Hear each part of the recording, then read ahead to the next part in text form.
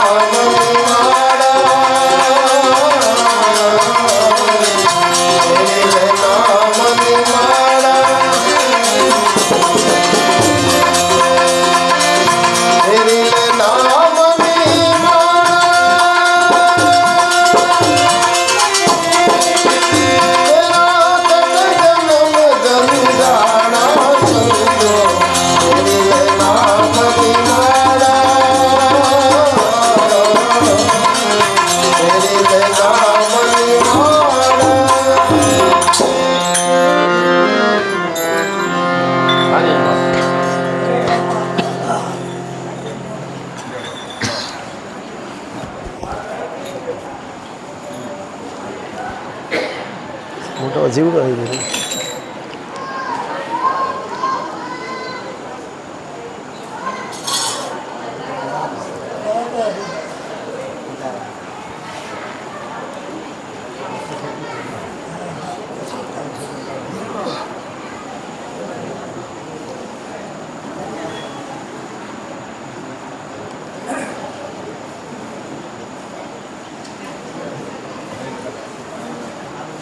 કે ખીમ સાહેબ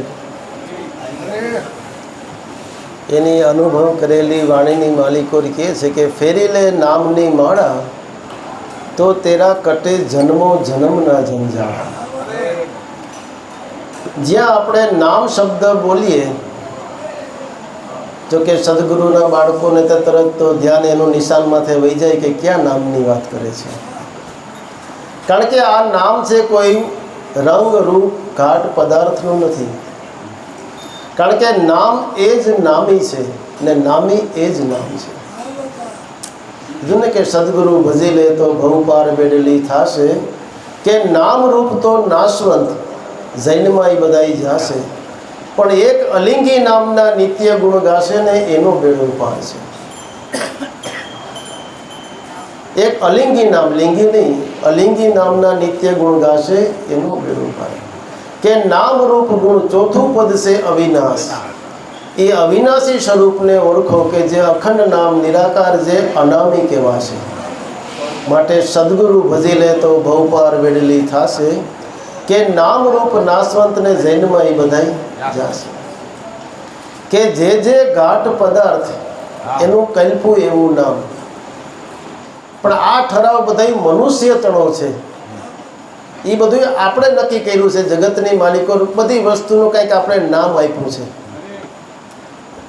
કે ભાઈ આને પેટી કહેવાય, આને તબલા કહેવાય. એ બધા ઠરાવ આપણો છે. પણ આ જે નામ છે ને એ ઠરાવથી બહારનું છે. એ કંઈ ઠરાવમાં આવે એવું નથી.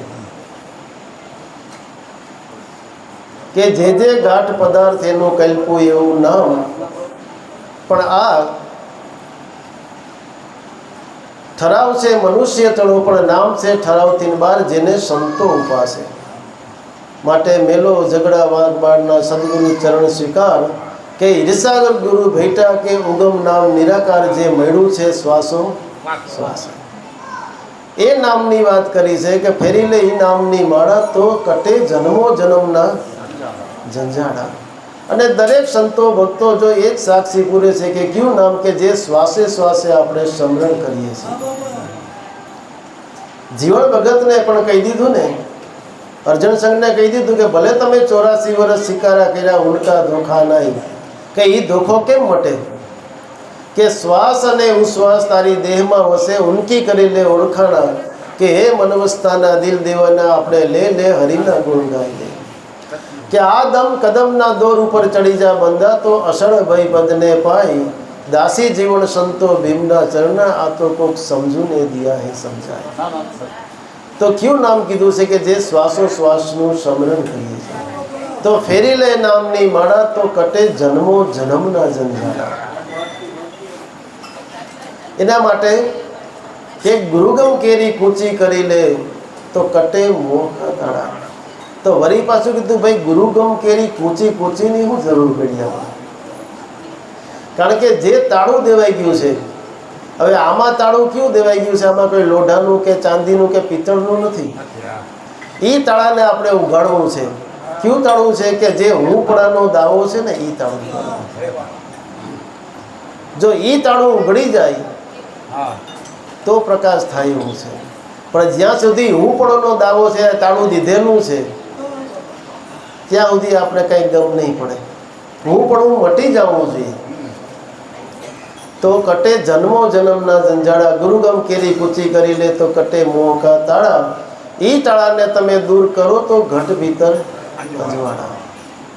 એ અજવાળું ક્યારે થાય છે? કે જ્યારે દેહાધ્યાસની ગ્રંથિ છૂટે ને ત્યારે. કારણ કે આ તો ઘર બાયડે ઘર ઉગરે, ઘર રાખે ઘર જાય. એક અચંબા એસા દેખા કે મોડા કાળકો ખાય.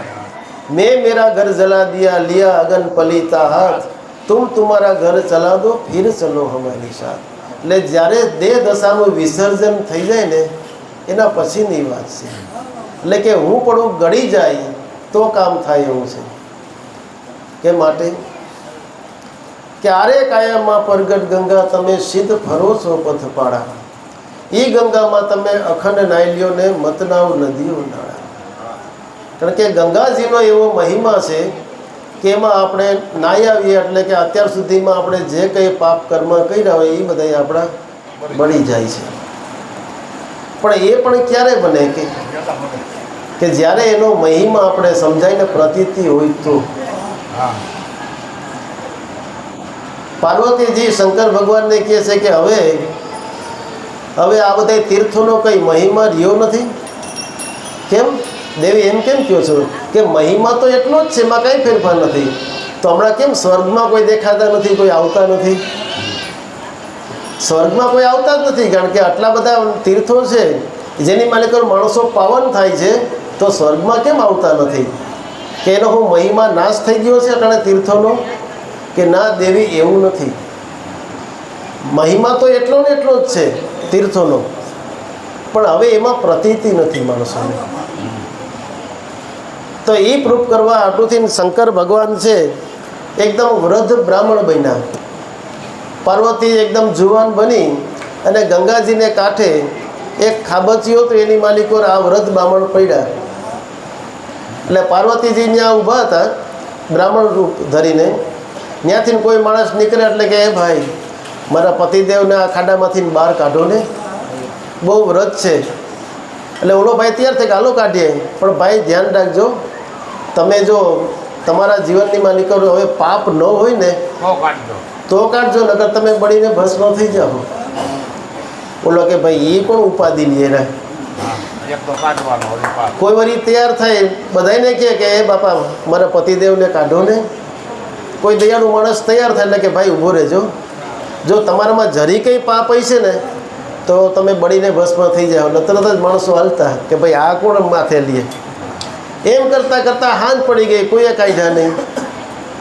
એમાં સંધ્યા ટાણે એક બ્રાહ્મણ જુવાન સંધ્યા આરતી કરવી છે, તરબર પાઠ નાવા ગયો આવેલો, અને એને જોઈને પાર્વતીજી એને કીધું એ ભાઈ તમે તો જુવાન છો, મારા પતિદેવ વ્રત છે એને કાઢી આપો ને. બોલો તેને તો કાઢે, એમાં શું હમણાં કાઢી દઉં, પણ જોજો ભાઈ તમારામાં થોડું ઘણું પાપ હશે ને તો તમે બળીને ભસ્મ થઈ જાઓ. તો કે ઊભા રહ્યો, દોડ્યો ગયો, ગંગાજીમાં ધૂપકો મારીને ભીને પોતી આવીને પછી તો બીક જ નહોતી ને, કારણ કે એને પ્રતીતિ હતી કે ગંગાજીમાં નાહે એટલે બધાય પાપ આપણા મુક્ત. પણ બધાય નાવા જાય છે એ પ્રતીતિ નથી કે આપણા પાપ ધોવાઈ ગયા નહીં, કારણ કે ગુરુ વચન વિના પ્રતીતિ નથી. કે આર્યા કાયામાં પ્રગટ ગંગા તમે સિદ્ધ ફરો પથપાળા, કે એ ગંગામાં તમે અખંડ નાહી લ્યો મતનાવ નદીઓ ને નાળા. એ ગંગાની માલિકો અખંડ તમે નાહી લ્યો, કે જે ગંગાજીનું ઝરણું અખંડપણે આપણા ઘટની માલિકો વૈહાજ કરે છે, એમાં જો નાવ ને તો કોઈથી પાપ થવા પણ જ નથી. આમાં ત્રિવેણી સંગમ આમાં જ રહેલો છે ને, શ્વાસ ઉશ્વાસ અને રણુકાર, ગંગા જમના ને સરસ્વતી આમાં છે. જો એમાં ધૂમકો મારે તો પછી પાપ થવા પણ નથી. એથી જે કીધું ને કે નીત ઉઠી મારે નાવા જવું ત્રિવેણી ટંકશાળ,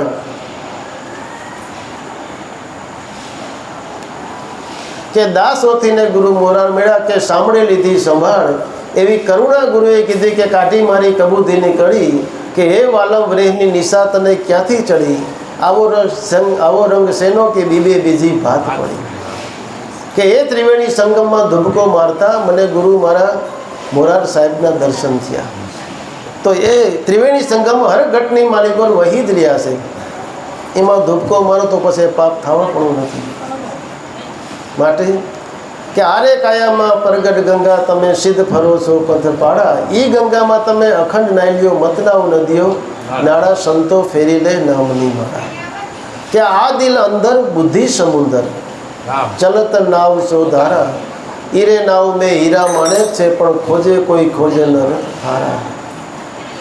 કે આ દિલ અંદર બુદ્ધિ સમુદર, ભાઈ બુદ્ધિ સમુદર આપણે કહીએ છીએ, એટલે બુદ્ધિ વાત છે ને એ જ મોટો ખારો દરિયો છે, જેની માલિકો સંકલ્પ અને વિકલ્પની એટલી બધી સોયડું ઉડે છે એના એટલા બધા મોજા આવે છે કે સાધક એમાં ચણાઈ જાય છે, સંકલ્પ ને વિકલ્પ ઉઠા જ કરે છે. કારણ કે બુદ્ધિ સમુદ્ર એવડો છે અને ખારો દૂધવાદ છે, પાણી કંઈ કામ આવે એવું નથી. બુદ્ધિવાદમાં શું કામ આવે? અને જો બુદ્ધિના ડવલા લઈને જાય ને એ કંઈ લઈને આવે નહીં. આ તો 3 ભુવનમાં મારે તડાકા ગુરુજીએ જ્ઞાન બતાવે તો આવડું આ 2 તને આડી અડાડે. એવા મૂર્ખ મનને બોધ ન લાગે, એમાં સંત શું સમજાવે? એટલે બુદ્ધિવાદનું કામ નથી આમાં. આ દિલ અંદર બુદ્ધિ સમુદ્ર, પણ એમાં એક ચલત નાવ શોધારા. આ નામરૂપી નાવ છે ને એ શોધારું હાલે છે. હીરે નાવ મેં હીરા માણેક છે, ખોજે કોઈ ખોજે ન હારા, સંતો ફેરી લે નામની માળા. કે આવની માલિકો કે અખંડ મૂલ્યની રત્નની ટંકશાળ પડી રહી છે. આની માલિકો એવો રત્નરૂપી ખજાનો, અખૂટ ખજાનો ભર્યો છે, જેની આપણે ખબર નથી. આપણે તો ગોફળિયામાં ચડાવીને જવા દીધા છે. એક થોડીએ જમીન લીધી અને જમીન, નવી જમીન, અને મહિના અડધીને ખેડતા હતા. એમાં એક ઠેકાણે એવડો મોટો ગોળો નીકળ્યો અને ગોળાની માલિકો એવા ચમકદાર એવા પાણા દેખાણા. વિચાર્યું કહું હોય કે આ તો ચમકદાર પાણા હારા છે, આ પક્ષી ઉડાડવામાં હારા કામ આવશે કાંકરા એમ. કારણ કે અહીં તો બીજા કંઈ કાંકરા નથી, પણ આ હારા આવી કે આનાથી બાજરો હારો પાકી જાય. ને બરોબર બાજરો વાવ્યો અને બાજરાની વચ્ચે મેળો કરી અને પક્ષીઓનો ઘેરો આવે એટલે ગોફણિયા ચડાવીને જવા દઈએ. એમ કરતાં કરતાં બાજરો પણ હારો પાકી ગયો. 2 ખાંડી ઘરમાં રાખ્યા, 4 ખાંડી વેચો. એના જે પૈસા આવ્યા ને પછી વેપારીને ત્યાં દેવા ગયા ને તરત જ ત્યાં કીધું, વેપારી કીધું ભાઈ ચોપડો કાઢ, કેટલું નામું છે. ખીચું હતું ને, ખીચું આખું ઠેલું આમાંથી તારા થાય એટલા બધા લઈ લે ને બીજા મને પાછા આપી દે. એટલે વેપારીએ તરત હિસાબ તો તૈયાર હતો કે ભાઈ આટલા રૂપિયા થાય. એટલે વેપારી માંડ્યોમાંથી પૈસા ગણવા, પણ એમાં એક ઓલો પાંચીકડો ખીચામાં રહી ગયેલો, એ ભેગો નીકળ્યો. એટલે કીધું કે પટેલ કે આ ક્યાંથી તમને મળ્યો? અરે એ કે આ તો એ કે પક્ષી ઉડાડવામાં હારો કામમાંથી બાજરો હારો પાકી ગયો. અરે ભલા માણસ, કે આ તો પાણો સમજે છે આને, કે આની કિંમત તને ખબર છે કેટલી? કે ભાઈ અમને ખબર નથી, પણ તમને કદાચ આ જોખમમાં કામ આવતો હોય તમે રાખો. કે નહીં, અમે તારી અજ્ઞાનતાનો લાભ લેવા નથી માગતા, અમે સા સોદાગર છીએ. તરત ઝવેરીને બોલે કે ભાઈ આ હીરાની તમે કિંમત તો કરો. કીધું કે ભાઈ આ હીરાની 1,51,000 રૂપિયા એક પણાની થાય. બોલો પટેલ કે 1 લાખ, તો આને તો કેટલા ખાંડી બાજરો આવે? અરે મારા બાપ, મેં તો કે આને ગોફણિયા નાખીને જવા દીધા છે બધા. હવે ખબર પડી કે આની કિંમત એટલી છે. એમ આપણું બચપન વહી ગયું, જુવાની વહી ગઈ, આગળ વહી ગઈ. હવે વૃદ્ધાવસ્થા આવે ત્યારે ખબર પડી કે ઈશ્વર ભજન કરવું જોઈએ. હવે હું અત્યારે ગોફણિયામાં નાખીને જવા દીધા. એક શ્વાસ મેં જાતે 3 લોક કા મૂળ કહેના સો કહી દિયા બી ક્યાં બજાવું ઢોલ. હે મનુષ્ય અવતારની એક શ્વાસની કેટલી કિંમત છે જેને આપણે ખબર નથી. પણ આપણે તો અત્યાર સુધી બસ ગોફળિયા નાખીને જવા જ દીધા છે. હવે ખબર પડી છે હવે આપણે, પણ હવે તો ખજાનો આપણો લૂંટાઈ ગયો છે. કે હીરે નાવ મેં હીરા માણેક છે, પણ ખોજે કોઈ ખોજે ન હારા, સંતો ફેરી લે નામની માળા. કે સમરણ કરી લે પ્રાયશ્ચિત પર લે, શીત મેલી દે તું ચાડા. જીવ ચાડે શું ચડી ગયો છે ભાઈ? સમરણ કરવું છે એમાં કે બસ મારે સમરણ કરવું, મારે ભજન જ કરી લેવું છે. હવે કાંઈ કરવું નથી મારે, ન દાખો બીજું કાંઈ કરવું જ નથી. હવે મને અહીંયા છે ને એકાંતવાસ મારે જોતો છે. અહીંયા ગાયનું લીપણ કરી દો, તુલસી પત્ર તોડી આવી દો, ધૂપ ચડી દો ને નિવેદમાં ખાકર દો ને. હવે આ બધું દેજો કરતો રહીએ, પણ શુદ્ધ હૃદયનો પ્રેમ ના હોય તો આ બધા ચાળા નકામા ન થઈ પડે. જેમ બાલુભાઈ વાત કરી કે ભાઈ જરૂર તો એક શુદ્ધ હૃદયના પ્રેમની છે. જો પ્રેમ પ્રગટ થઈ જાય તો બીજા કોઈ સાધનની જરૂર નથી. કીધું ને વાલો મારો પ્રેમને વશ થયો રાજી, એમાં શું કરે પંડિતને કાજી. હે ભગવાન પ્રેમને વશ છે વાત. પણ તો સમરણ કરવું છે તો સમરણ છે ને એ કેવું હોવું જોઈએ? જે આપણે સમરણ કરવું છે, જ્યાં સુધી જેનું સમરણ કરીએ છીએ ત્યાં સુધી એ સ્વરૂપ ન બનીએ ત્યાં સુધી એ સમરણની સિદ્ધિ નથી. કીધું ને કે સમરણ કિયા સરિતા સારી હો ગઈ સાગર સીત, કે मिट गए वहाँ नाम रूप और हो गई सागर સીત, કે સાધુ સમરણ यूं कर સીત.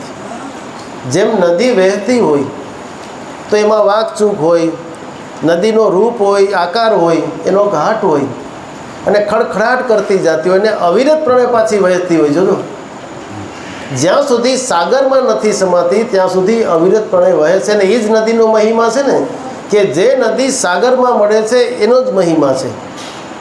નદી વહે છે અવિરતપણે. ઘણા એ કહેતા હોય કે ભાઈ આપણે કેટલું ભજન કરવું, હવે કેટલા વર્ષો થયા કર્યું, આમાં ઘણું થઈ નથી જતું, આને આદિ મધ્ય કે અંત લાગુ નથી પડતું.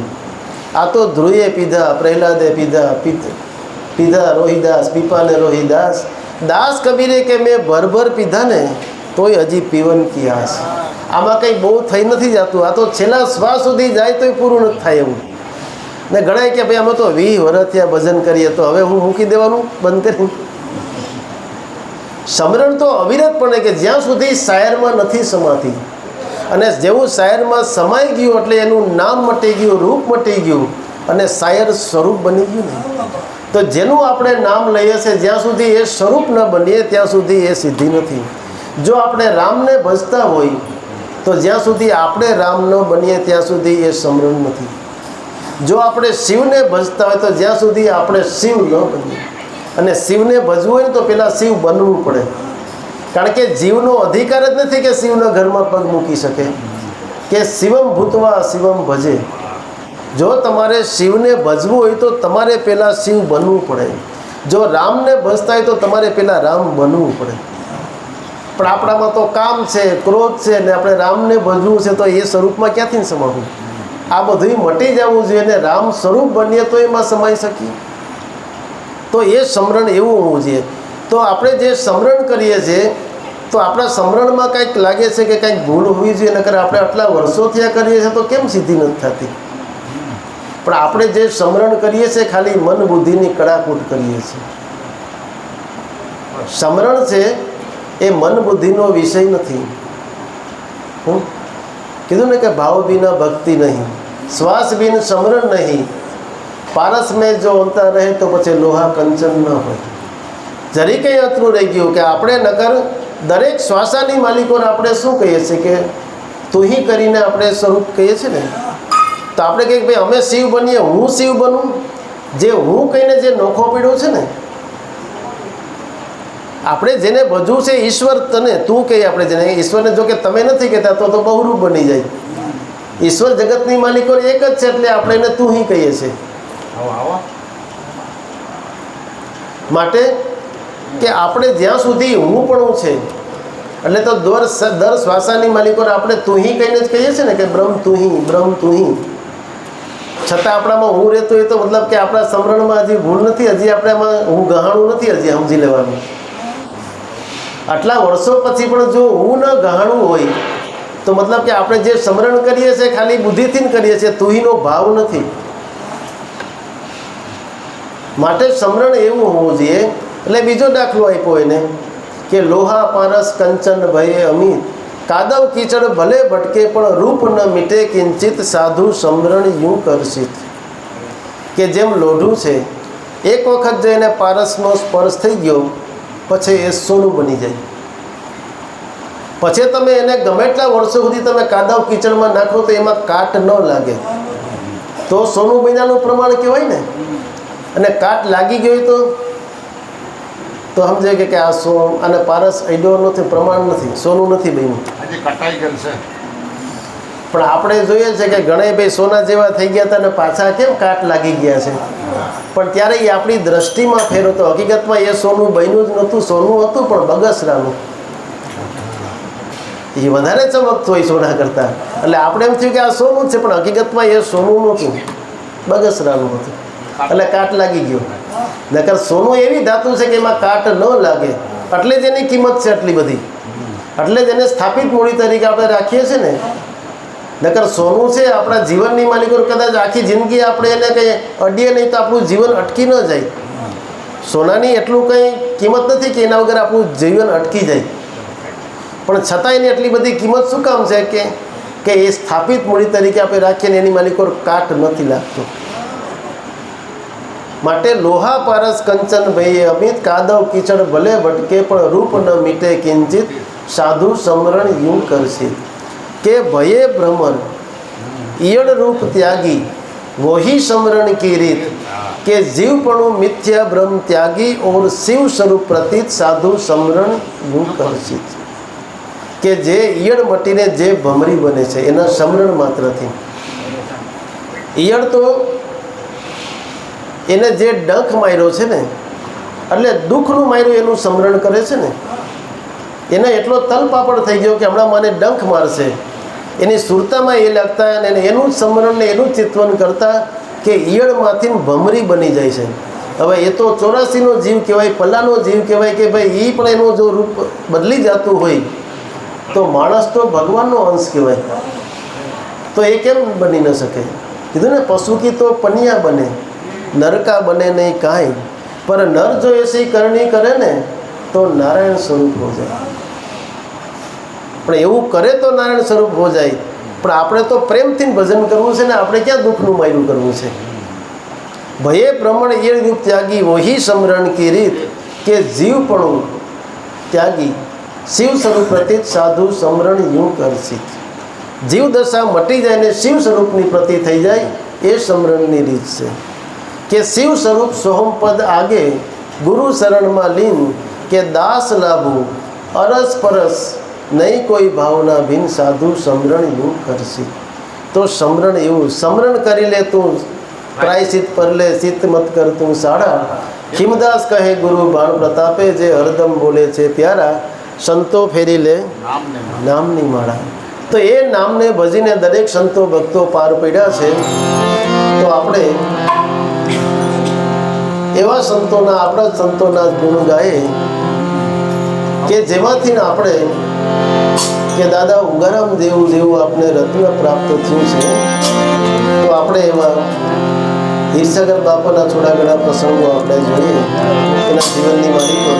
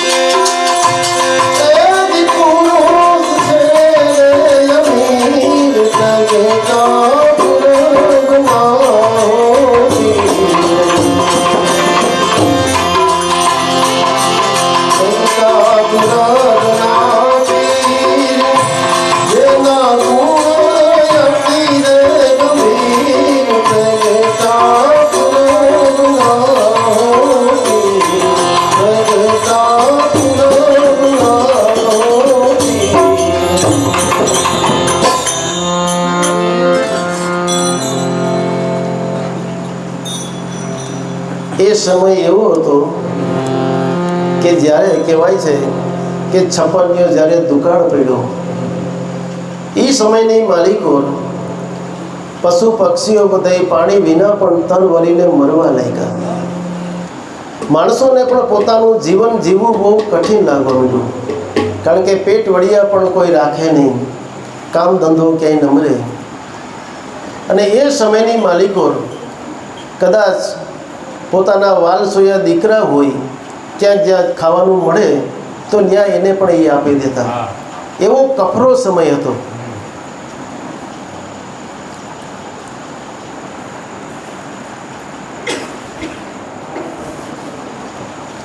કે એવા સમયની માલિકો કે રાજકોટની માલિકો અમરા બાપા એનું ઘર વખણાવ કાયમની માટે નાની એવી સત્સંગ સભા હોય, કોઈ દુખિયા હોય એને આશરો મળે, ભૂખાને રોટલો મળે, અને કોઈ ભગવાનના રસ્તાનો ભૂલે પડેલો હોય તો એને એ રસ્તો મળે. કાયમી માટે જ્ઞાન પરબ ન્યા હોય છે અને વખણાવે એવું ઘર. અને અમરા બાપાને 2 પત્ની હતી, રાજીમાં અને ગૌરીમાં. પણ છતાં એને કોઈ સંતાન નહોતા. છતાં એનું કંઈ દુઃખ નહોતું, કારણ કે જેને ભગવાનની હારે નેડો છે ને એને જગતની માલિકો કોઈ જાતનું દુઃખ હોતું નથી કે આપણે કોઈ સંતાન નથી તો આપણે શું કરીએ. પણ જેને ભગવાન હારે પ્રીતિ છે એને કોઈ દુઃખ એવું લાગતું નથી. હવે એવા સમયની માલિકો એને એ વખતના સંતોની, ઘણા બધા સંતોની સેવા કરેલી. એમાં કહેવાય છે કે ચિત્તોડના સંત મંત જે ખાન સાહેબ હતા, બાપુ બાલકદાસની જગ્યાના મંત, અને સરોદરવાળા હનુમાનદાસ બાપુની એને સેવના કરેલી. અને એ પુરુષોએ એને એવો આશીર્વાદ આપેલો કે તમારે ત્યાં કોઈ મહાપુરુષ પાકશે, એવો આશીર્વાદ એને આપેલો. કારણ કે સંત વચન છે કોઈથી મિથ્યા થતું નથી. તો એ સમયની માલિકો કોઈ માણસ દરબાર જેવો દેખાતો. અમરા બાપાને આંગણે આવ્યો ને એ વખતે રાજીમાને બેઠા હતા તો એને આ નાનું એવું બાળક 4-5 વર્ષનું આપીને કીધું કે જો આ બાળકને તમે હાચવો, આ તમારું ગટપણ પાડશે અને તમારું નામ ઉજાડશે. પણ આને આ બાળકને જોતા એટલો બધો પ્રેમ આપ્યો કે બાળકને રમાડવા લાગી ગયા. પણ ઓલો ભાઈ જે મૂકવા હોય તો સડે અટકાઈને પછી ચાલ્યા ગયા. હવે આ રમવામાં એટલા બધા તદાકાર બની ગયા. પછી યાદ આવી કે ભાઈ આ કેનું બાળક છે, કોણ મૂકી ગયું, ક્યાંથી આવ્યું. પાછળથી તપાસ કરવા ગયા તો એ ભાઈ કંઈ મળ્યા નહીં. ત્યારે અમરા બાપાને કહે છે આ તો કોઈ અલૌકિક વાત બની ગઈ. તો કે હા દેવી, આજથી ને આપણે આવા મહાપુરુષોની સેવના કરી તો આપણને એને આશીર્વાદ આપ્યો હતો, તો એ આશીર્વાદ આજ આપણને આજ ભેળો છે. માટે આ કોઈ વિભૂતિ છે, આપણે તો હવે એની સેવના કરવાની છે. સંત વચન સિદ્ધ થયા મળ્યા જન્મમાં પીરજી.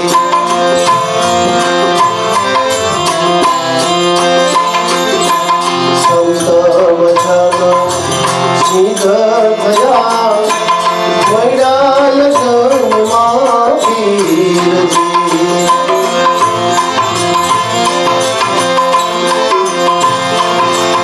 સેવા કરીએ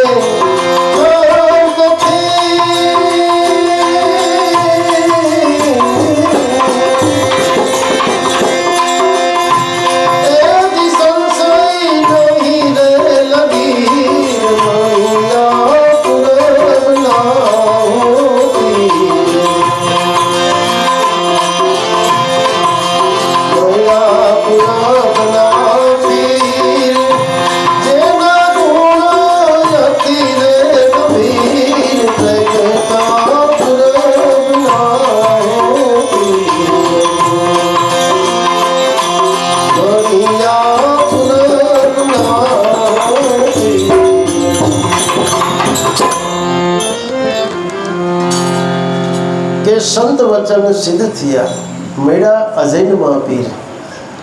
કારણ કે અજૈનમાં પીર એટલે દાદા ઉગારામ દાદા એમ કહેતા કે મારા હીરસાગર બાપા છે ને એ પણ જેમ દાદા રામદેવજી પારણે આવીને પોઢી ગયા ને એ મારા હીરસાગર ગુરુ પણ પારણે આવીને પોઢી ગયા. એ પણ દાદા રામદેવજીની જેમ અજૈનમાં છે.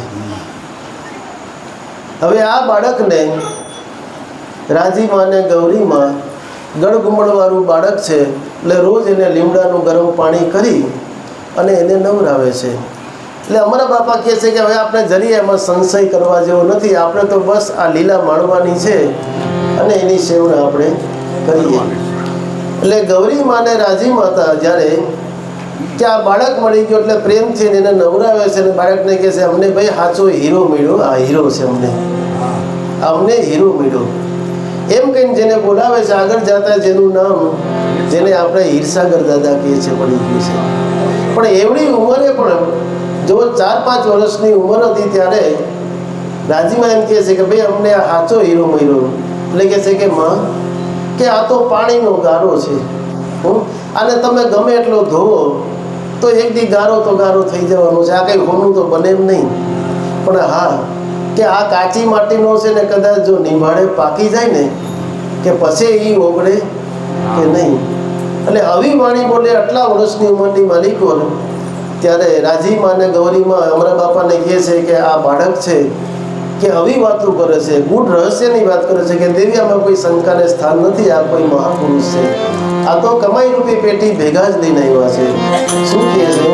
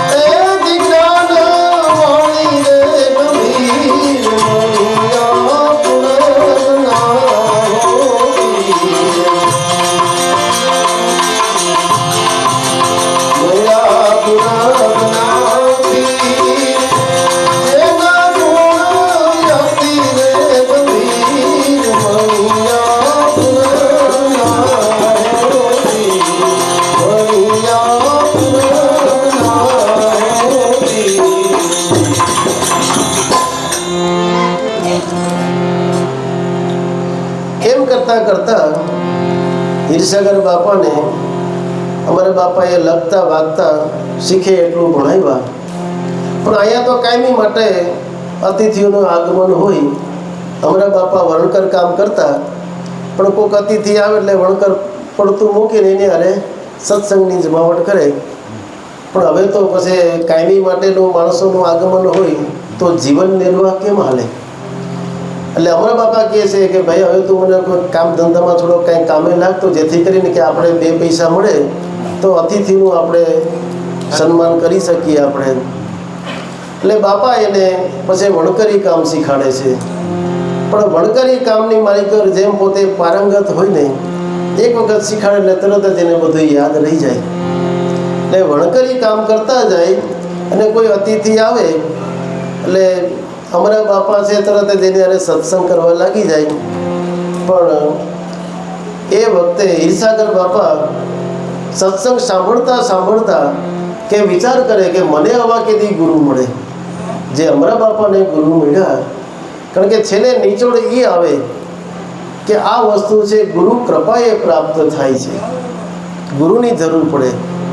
જગતની માલિકો જાગ્રત પુરુષોના સમાગમ વિના કોઈનો ભટકાર મળતો નથી.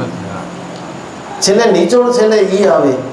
કીધું ને કે પૃથ્વી માથે ભલે ને 68 તીરથ ફરે ઘરે આવ્યો એહી અનુકાયા, કે પ્રીત વિના પાલવ તજી બેસે મળે નહીં મુરારી, સંતો નિર્ગુણ કી ગતિ હે ન્યારી. કે જોગી જપી તપી સંન્યાસી બધા ધ્યાનમાં રહ્યા છે ધારી, પણ ફળ મીઠા કેમ કરી આવે હાથ, જે હૈયામાં બેઠા છે હારી. કે સપ્તદીપને નવખંડમાં રામ રહ્યો છે પોકારી, પણ સાચા સંતોને મળ્યા વિના આ ભેદ સમજવો છે ભારી, જગતમાં સત્સંગની છે બલિહારી.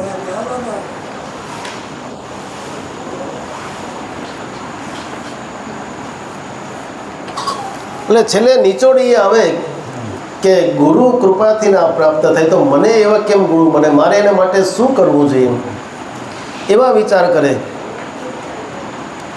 સત્સંગ સાંભળતા કે હૃદયની માલિકો એવા તીર લાગે ત્યારે શું કહે છે?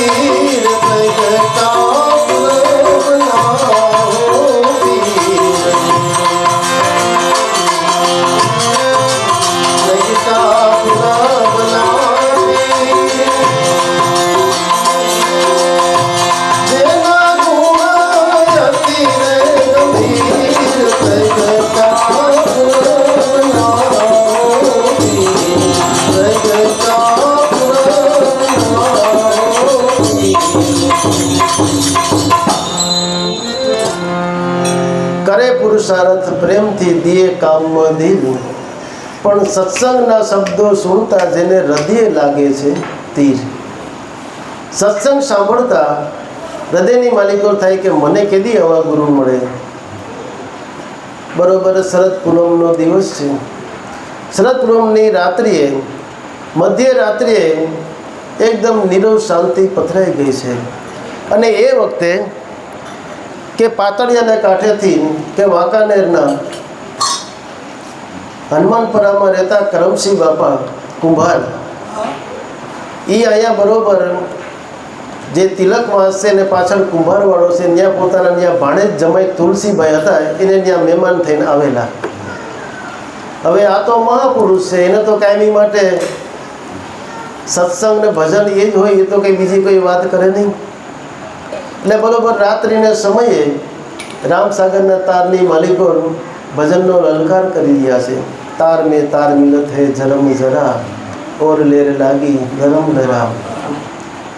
ભજનની માલિકો એવી કડીઓ આવે ને એ વખતે કહેવાય છે કે હીરસાગર બાપા સૂતા હતા, નીરવ શાંતિ પથરાઈ ગઈ, તેને આ અવાજ કાને સંભળાણો. જેમ હૃદયની માલિકો તાર ઝંઝાણતા એમ વિચાર કરે કે ઓહો, આ કોણ અત્યારે આવા મીઠા મધુરસોને કોણ ભજન બોલે છે. જેમ રગલો છે શબ્દનાદની માલિકો મુગ્ધ બની જાય, એમ શબ્દ સંભળાતા એનું ધ્યાન ત્યાં ખેંચાવા લાગ્યું. એટલી બધી લો લગન લાગી કે પોતે ઊભા થઈ ગયા, અને જેની કર શબ્દની સુરાવાળી હાલતી તેને એ તરફ એના પગ હાલવા માંડ્યા. એટલું બધું ખેંચાણ થયું કે ત્યાં તો બાપા ભજન બોલતા હતા, જાયગા વિનાનો જીવ પદવી ક્યું કરી પાવે, મેળો મનુષ્ય અવતાર અંતે અલોક મેં જાવે, કે ગગન મંડળની ભીતરે ભરી છે હિરલા ખાલ, પણ મૂરખ મોયો માયાની મોહ જાળમાં, સિદ્ધને રહ્યો લલચાય કે ખંજરી વાગી રહ્યા હો ઘટમાં. એ ભજન હાલતું હતું ને ત્યારે ઈર્ષાગર બાપાએ આ ભજન સાંભળ્યું, બાપાના ચરણમાં પડી ગયા. એને જોયું કે આ બાળક અવળુંમાં આવ્યું અને આ ચરણમાં પડી ગયો. આસુરાથી બાપાના પગ ધોઈને કે બાપા તમે જેવી વાત કરો છો ને એવું જ આપણું જીવન છે બધાનું. એમને દિવસો ને દિવસો હાલ્યા જાય છે. બાપા તમે જે વાત કરો છો એની મને ઓળખાણ કરાવો. બાપા કે ભાઈ હજી તો તું નવો હવા આવ્યો છે, સત્સંગ સાંભળ, પછી હું તને સમય આવે આપીશ. પછી ઈર્ષાગર બાપા આવતા જતા તરત કરમસિંહ બાપાને રોજ માટે ત્યાં મળવા લાગ્યા. એક દિવસ ને બરોબર સત્સંગ સભા હાલતી હતી, કરમસિંહ બાપા અને બાપાને ત્યાં સત્સંગ હાલતો હતો અને ઈર્ષાગર બાપા જય ચીડા ને કીધું કે બાપા આજ મારી માથે કૃપા કરો. અને ખરેખર આનો વેરા ગઈ એવો, અને બાપાને ઉલટ આવી ગઈ. કારણ કે વિવેક વિચાર એવો જેનામાં છે, જ્ઞાન વૈરાગ્ય એવી જેની મૂર્તિ છે, બાપાએ આની માથે અનહદ કૃપા કરી અને કીધું કે ભાઈ તું કંઈક પૂર્વેનો કંઈક ખાતેદાર હંસ લાગે છે. પણ બાપાને પણ એટલું ખેંચાણ થયું, કારણ કે આનો ભાવ એટલો પ્રેમ, એવો વૈરાગ, એવો વિવેક જોતા કીધું કે બે ઘડી તું બેસ ને તારા શ્વાસમાં ધ્યાન રાખ. શાંતિથી આંખું વીંચીને બંધ કરીને કીધું કે શ્વાસમાં ધ્યાન રાખ. અને શ્વાસમાં થોડી જ વાર જ્યાં ધ્યાન લાગ્યું ત્યાં તો કોઈ ખંજરી ને કોઈ મોરલીને સુરાવલી સંભળાવા લાગી. તરત જ કીધું બાપા મને તો આવું સંભળાય છે કે નહીં, ખરેખર આ તો તારો પૂર્વનો અધૂરો યોગ છે એટલે તને આ કાર્ય સંભળાય છે. નકર તો આ ઠેકાણે પૂગવા આટલુંથી તો માણસો કેટલી મહેનત કરે છે ને તોય નથી પ્રાપ્ત થતું. અને તને સેજે કારણ કે તારી સુરતા એટલી બધી એકાગ્ર છે કે બસ આની માલિકો થોડુંક મેરવણ પડી જાય એટલે આનું કામ થઈ જાય એમ છે. બાપાએ અનંત કૃપા કરીને એને નામની ઓળખાણ કરાવી દીધી. પણ જેવી નામની ઓળખાણ કરાવી દીધી, જેટલું મન બહાર દોડતું તેની બદલે અંતર્મુખ થવા લાગ્યું. પછી તો કામ કરતાં કરતાં ધ્યાન એમાં વહી જાય એટલે તદરા જેવું થઈ જાય ને કામ એમનું રહી જાય. એટલે તરત જ અમારા બાપા કે કેમ ભાઈ ત્યાં તને નીંદર આવી જાય છે? કે ના બાપા, વળી પાછા કામમાં લાગી જાય. પણ ધ્યાન એટલું બધું એકચિત અંદર થવા લાગ્યું, વળી પાછું કામ કરતાં કરતાં ઊભી જાય. એટલે અમારા બાપા વળી પાછા ઉઠાડે, કેમ ભાઈ તને કેમ કામમાં આળસ આવે છે? કે નહીં બાપા, તો તને શું નીંદર આવે છે? પણ એને ખબર નથી કે હવે પ્રવાહ બધો અંતર્મુખ હાલવા લાગ્યો. પછી તો એટલી બધી મસ્તી લાગી ગઈ.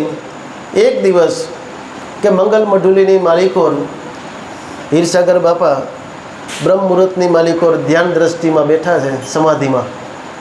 ને અમારા બાપા જ્યારે આ દ્રશ્ય જોયું ને, જોતા વેત જ એને તરત જ આમ હર્ષ થયો ને પાછું દુઃખી થયું.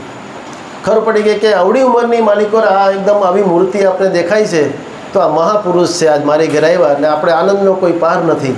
પણ દુઃખ એ વાતનું થયું કે હવે આ ક્યાંક સંન્યાસી બની જાય અને ઘર મૂકીને વયો જાય તો, કારણ કે આનો વેરાગ એવો છે.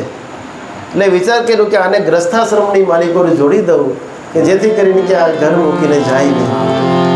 એટલે મહિના દીકરીની ખોજ કરવા ને કહેવાય છે કે હીરસાગર બાપાને કે 13 વર્ષની માલિકો એને નામની ઓળખાણ થઈ ગઈ હતી.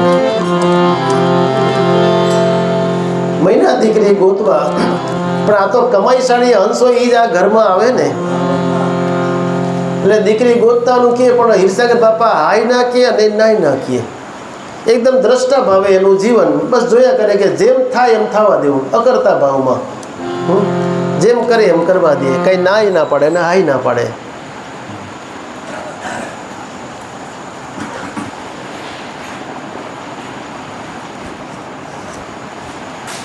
એમ કરતાં કરતાં કે ગોંડલની બાજુમાં જે વોરાકોટડા ગામ છે એ ગામની માલિકો કે મેઘજીભાઈ મેઘવાર ચાવડા જ્ઞાત તેની શાખ છે, એની દીકરી પાલુબાઈ, એને જેની માલિકો ભક્તિના સંસ્કાર છે અને જેને સાધુ સંતોની એને સેવના કરેલી છે એટલે એનામાં સંસ્કાર પડેલા છે, એ દીકરી ધ્યાનમાં આવી અને હીરસાગર બાપાના તેના લગ્ન પાલુ માતુ સાથે એને કર્યા. અને અમારા બાપાએ એના લગ્ન ધામધૂમથી કર્યા છે.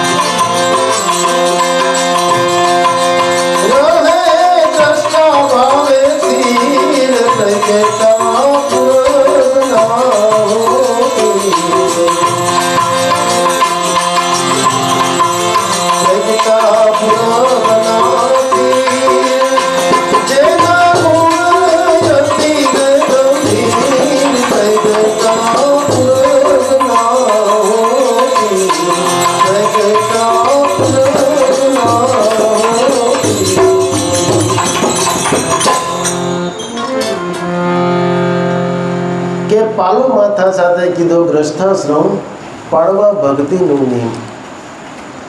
જો સારામાં સારો આશ્રમ હોય ને તો ગ્રસ્થાશ્રમ છે, બાકી બીજાની માલિકો તો જોખમ છે. વાનપ્રસ્થ આશ્રમ, સંન્યાસી આશ્રમ, બ્રહ્મચારી આશ્રમ આ બધાય ગ્રસ્થાશ્રમને આધારે છે. નિર્ભય ભક્તિ હોય તો ગ્રસ્થાશ્રમની માલિકો છે ને ઓની માલિકો તો ક્યારેક મન લટકે ભટકે ને યોગ ભ્રષ્ટ થાય. નિર્ભય ભક્તિ ગ્રસ્થાશ્રમની છે. તો ગ્રસ્થાશ્રમની માલિકો પોતે જોડાણા પાળવા ભક્તિનું નિયમ કરતા છતાં અકર્તા ભાવમાં, બસ દ્રષ્ટા ભાવે બધું જોયા કરે, જેમ થાય એમ થવા દે, એમાં કોઈ જાતનું. કારણ કે જે માયાપ્રૂફ છે ને એને જરીએ પણ માયા લાગે નહીં. જેમ આપણે પેલા ઘડિયાળું ના આવતી વોટરપ્રૂફ આવતી, એના તમે પાણી નાખો, પાણીમાં નાખો તો એમાં પાણી કંઈ અંદર કંઈ જાય નહીં. એ ઘડિયાળ એમ ન મળીએ, ચાલુ ચાલુ રહીએ, બંધ ન પડી જાય.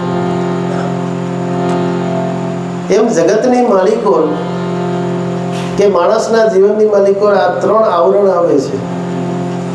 કે ભક્તિ માર્ગની માલિકો જો કાં તો બચપણથી ભક્તિ કરતા હોય અને ગ્રસ્થાશ્રમમાં જોડાય ને પછી જો ઈને ભાવ ને એમને મળીએ તો સમજવું કે આ માયાપ્રૂફ છે.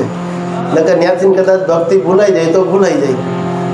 અને કાં તો બહુ ગરીબ હોય અને એકદમ એક ધારા પૈસા આવી જાય ને તોય માણસ ભક્તિ ભૂલી જાય.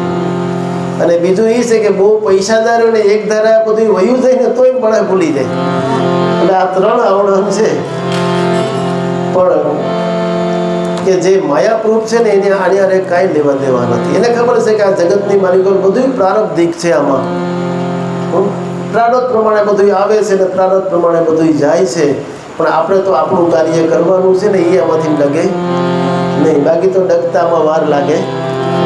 કારણ કે જીવનની માલિકો એવા આવરણ આવે એટલે કહેવાય કે સારા સારા એવા જ્ઞાની હોય, સમજદાર હોય, ઘણાને ઉપદેશો દેતા હોય, બધું કરતા હોય, પણ નાનું એવું આવરણ આવે ને એટલે ભક્તિને માને ચડાવે કે આપણે ભક્તિ કરીએ ને આપણે આમ કેમ થાય, ભક્તિ કરીએ ને અમને તેમ, ભક્તિ કરીએ ને બધું થાય.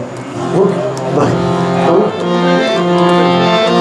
એમાં કંઈ અટકાવવા જેવું બસ નરસિંહ મહેતાનું જીવન જોઈ લ્યો ને, એને શું નથી થયું, બધું થયું તો હું ભક્તિ મેલી દીધી એને તો છેક સુધી એમને રહ્યા બધું.